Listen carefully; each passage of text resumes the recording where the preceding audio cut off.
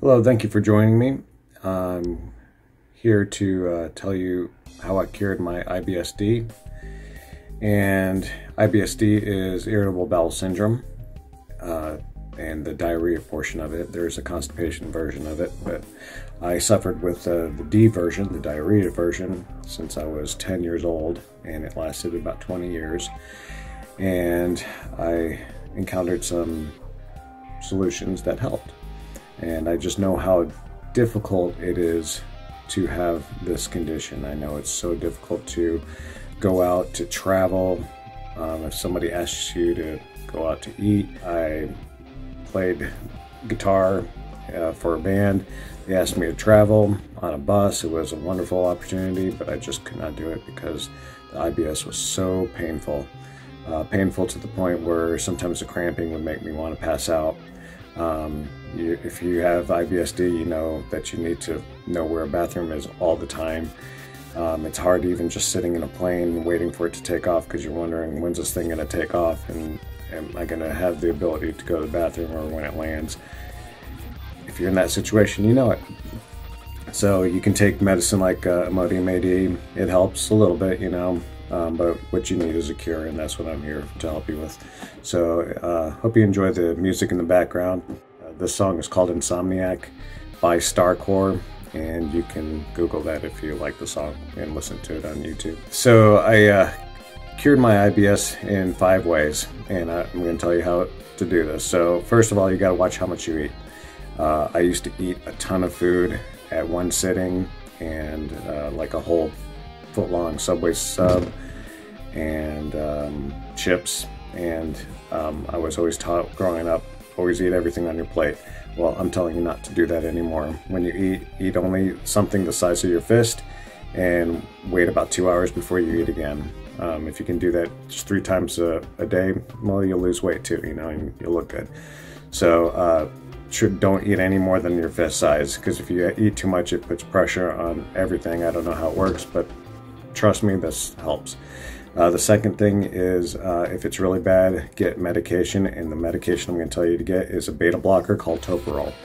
Your doctor's going to probably think you're crazy asking for this. It does affect your blood pressure, so if you already have really low blood pressure, this isn't going to work. But I only take it as needed. Like, I know I'm going on a trip, I pop a Toprol about an hour before I jump on a plane or get on a bus or whatever, and it really just calms me down. And again, if you have super low blood pressure, the doctor's definitely not going to do it. But if you have normal blood pressure and just get a little, the lowest dose of it, it helps. I had heart problems later on in life, and it was by accident that I discovered Toprol, and it helped. It's a pretty gentle medication compared to others. You know, little side effects, makes you a little bit tired, but being tired is a lot better than being in pain. So I also say mornings are most important. Don't eat a big breakfast. Just eat, if you can help, don't eat anything at all. But if you want, just eat a little bit. Again, keep the breakfast small. Also, learn to use the bathroom the first thing you wake up. Have a bowel movement in the mornings, and that kind of sets you for the rest of the day. But especially the earlier you wake up, I used to be a nursing student, but the earlier you wake up, the more active your bowels are, so that kind of makes it worse.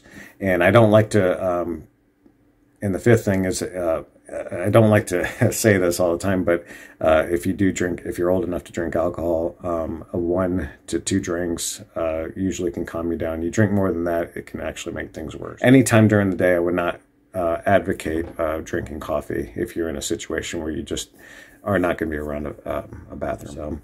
So just try to do that. Get plenty of soup, plenty of sleep. Also, things that do help if you just have problems with diarrhea. You know, you're going to have diarrhea, you know, one time or another in your life. And if you do, miso soup is amazing. Ginger candy. I always keep ginger candy on hand. Ginger candy and miso soup are godsends when it comes to IBS. So I hope this helped. I know it will help if you do these things. Again, 20-year sufferer here. I've never suffered since doing these things. So I hope it helps, and have a great day. Salud.